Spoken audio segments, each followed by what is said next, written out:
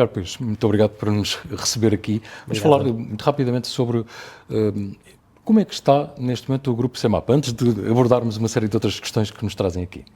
O Grupo CEMAPA tem tido nos últimos anos uma trajetória de crescimento sustentado.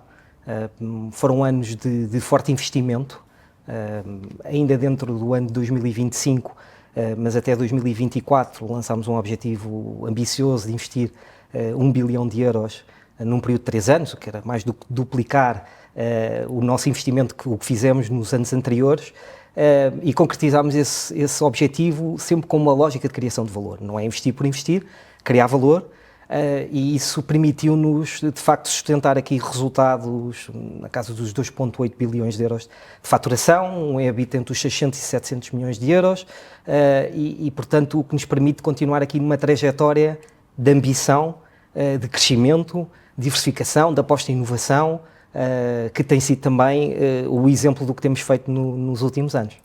Notei também que no vosso plano de ambição 2025-2030 é de facto ambicioso, mas com uma aposta clara em diversificação. Geralmente as pessoas associam muito à questão do cimento, do papel, mas afinal é mais do que isso. É mais do que isso, sim. Embora qualquer uma das nossas empresas são elas também uma oportunidade de crescimento e diversificação. E dou o exemplo da Navigator.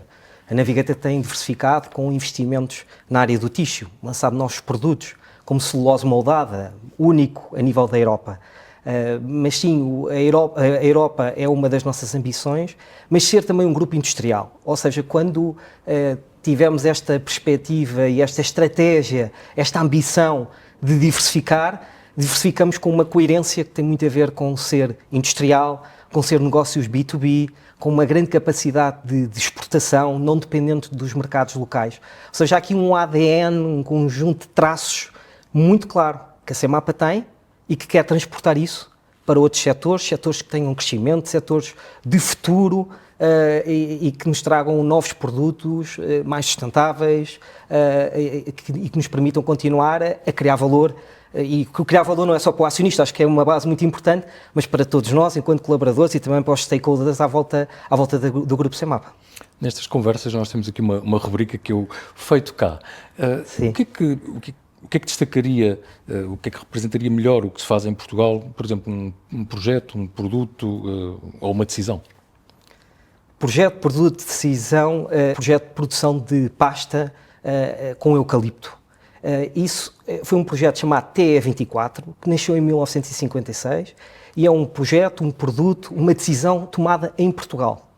É um projeto e um produto que, como referi, nascido em 1956, quase de forma secreta, uma empresa que hoje é a empresa que é a Navigator, tomada por um conjunto de pessoas em que, face a uns resultados não tão promissores na utilização da fibra de pinho, e em particular não tão competitivo com a indústria da Europa do Norte, decidiram fazer uma experiência com o eucalipto.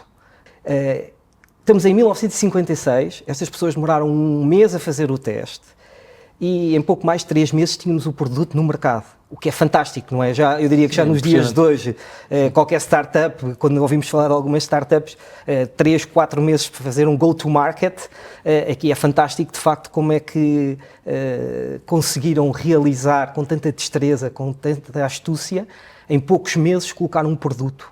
Esse ADN, essa cultura dos anos 50 permanece.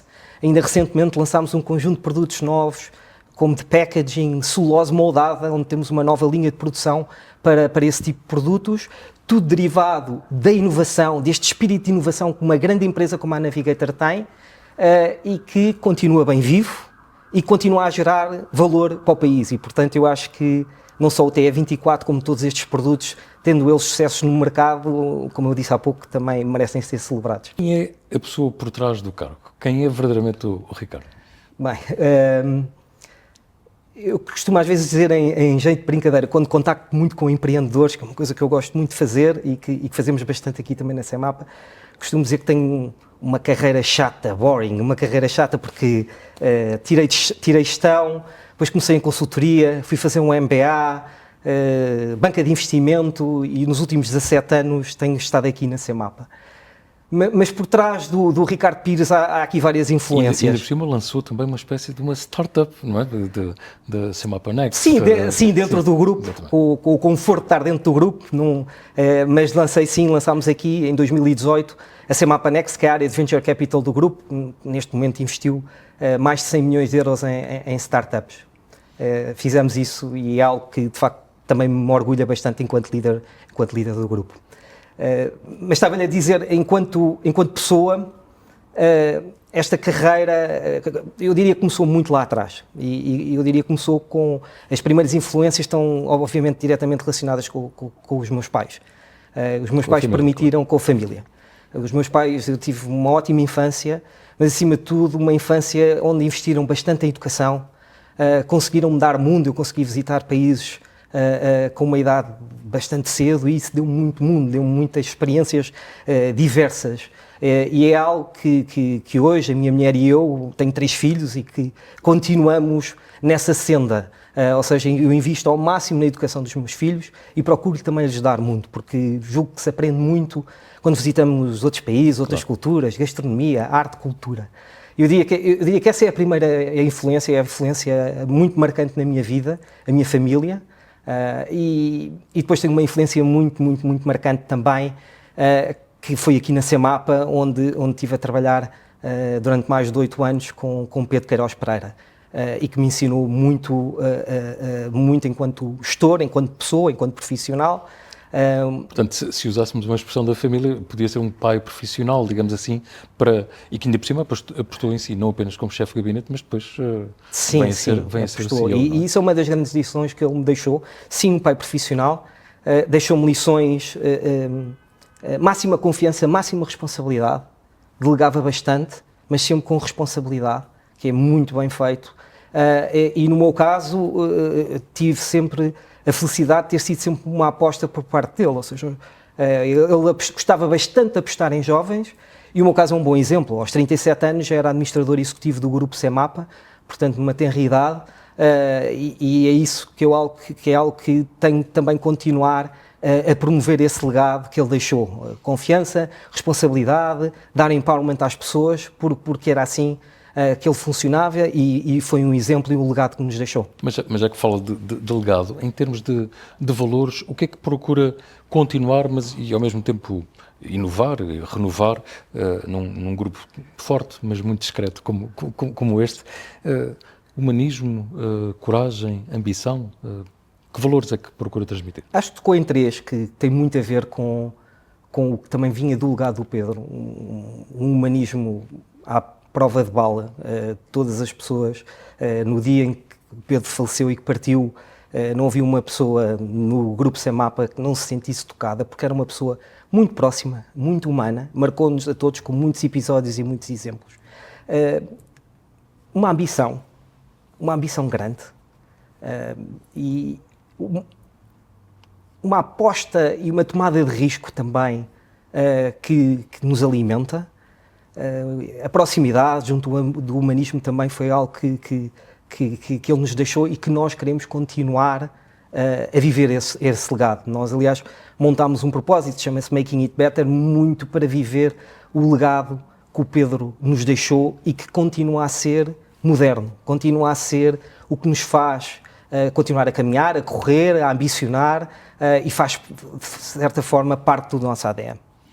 Estamos a falar de temas de liderança, muitas vezes há a reflexão de que o trabalho às vezes do CEO, apesar de, enfim, com certeza tem as suas equipas, tem o seu board, mas às vezes é um trabalho um bocado solitário.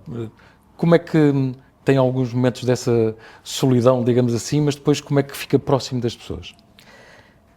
O trabalho de CEO tem sempre uma componente solitária. Pode ter mais, pode ter menos. Eu sou um felizardo e estou muito grato por isso, porque temos conseguido construir uma equipa que tem essa solidariedade, tem essa proximidade, um bocado dentro do ADN que o Pedro nos deixou e que nós promovemos de uma forma e com um espírito muito aberto e muito próximo. Ou seja, a equipa que eu coopero, e a equipa é uma equipa muito mais vasta, não estou só a falar das pessoas aqui da Semapa, mas também com todos os CEOs do grupo. Nós temos de trabalhar de forma próxima. O sucesso de qualquer uma destas pessoas é o sucesso da empresa. Há algum momento em que aprendeu com um erro? Todos nós aprendemos, não é tudo fantástico. Não, sim, e estávamos a falar de ambição, estamos a falar de evolução. Com ambição e evolução vêm erros. Ninguém é perfeito. Vêm erros, de forma muito clara. Ocorre-lhe assim alguma coisa? Eu diria, mais do que um erro, uma história que marcou também a minha carreira e que acho que é interessante partilhar. Eu, quando me juntei aqui ao grupo em novembro de 2008, vinha com um papel muito claro. Eu vinha de uma carreira de banca de investimento e vinha liderar. Na altura havia o processo de privatização da ANA, estava a ser lançado, e a CEMAPA tinha a ambição de concorrer a esse projeto e, portanto, eu vinha e juntei-me à CEMAPA com essa ambição de liderar esse projeto, de continuar a fazer crescer a CEMAPA. Novembro de 2008, se nos recordamos dessa altura, em setembro caiu a Lehman Brothers e, portanto, quando o jovem Ricardo aterra aqui na CEMAPA, o mundo tinha mudado, a privatização tinha acabado e de liderar um projeto tão ambicioso, deram-me o desafio de me juntar à ETSA, que era a última empresa que o Grupo CEMAPA tinha adquirido na altura, em agosto desse ano, no final do verão desse ano, antes da crise da Lehman Brothers, e precisavam de alguém que, no fundo, fosse para lá e que implementasse a cultura, metodologias do Grupo CEMAPA, trabalhasse com todas as áreas. E eu saio da banca de investimento, saio do Excel, que é muito necessário para fazermos as contas, mas que o que isto me permitiu foi saltar para a indústria, saltar para o chão de fábrica, saltar para o dia-a-dia de uma operação. E eu diria que não é um erro, mas se perguntasse ao jovem Ricardo, com 30 anos na altura, se quando pensava sair de banca de investimento era para um projeto como a ETSA, se calhar provavelmente a resposta teria sido não. Mas agora, quando eu rebobino e olho para trás na minha carreira, foi absolutamente essencial naquilo que eu sou, no Ricardo que sou. E o que é que para si significa pensar em grande e já agora o que é que a CEMAPA está a fazer para transformar o país? Bem, pensar em grande, como referi há pouco, pensar em grande para mim está diretamente relacionado com ambição e ambição com desconforto. E é isto que temos feito na CEMAPA. Na CEMAPA, nos 3 anos que se completaram em 2024, como referi, nós tínhamos uma ambição de investir 1 bilhão, fomos para a nossa zona de desconforto, investíamos menos de metade deste valor, investimos, internacionalizámos, apostámos em inovação, descarbonizámos as nossas indústrias, mais de 2.000 pessoas que se juntaram ao grupo e, portanto, isto é de facto, quando traçamos objetivos e objetivos ambiciosos que nos deixam desconfortáveis, eu acho que nos fazem evoluir, fazem-nos crescer. E a CEMAPA quer continuar nessa senda. A CEMAPA continua com ambição, continua a apostar em jovem talento, que temos que fazer, porque para ter esta ambição de projeto, de investimento, tem que vir lado a lado com o talento. Não há outra forma. Para grandes projetos, grande talento. Mas desculpe interromper. Sim, força. Mas também, quando há projetos, e às vezes em Portugal, como sabe, se espera muito tempo também por licenciamentos, há muita burocracia, às vezes não é um pouco desesperante, apesar dessa ambição? Temos que ser um capital paciente, digamos assim, mas é de facto, e é uma perda, enquanto português, enquanto europeu, não me sinto muito positivo quando isso acontece, pelo contrário, acho que nós, enquanto empresários, enquanto gestores, CEOs, C-levels, e acho que todas as pessoas, porque isto é gerar, quanto mais rápido a regulação, e quando se fala quanto mais rápido a regulação, não é dizer que sim, o não também tem grande vantagem, porque o dizer não e o dizer um não rápido permite-nos focar em outras avenidas de crescimento, permite-nos focar em outras oportunidades. Mas, de facto, há aqui um trabalho muito forte que a Europa tem que fazer, porque está a ficar para trás. Versus os Estados Unidos, versus um bloco como os Estados Unidos, versus um bloco como a Ásia, isto não pode acontecer. Enquanto português e europeu, temos que combater isso. Porque estamos a falar das nossas pessoas, das nossas populações. Criar valor é bom para todas as pessoas, não é só uma questão de acionistas, é para todos os colaboradores, para todos os stakeholders à volta. E de facto, quando a regulação não permite... E com empresas maiores. E com empresas maiores. Mas que ainda há um estigma, às vezes. Há um estigma. Temos que continuar a mostrar que esse estigma está absolutamente errado, porque de facto é um estigma, não é mais do que isso, não é realidade.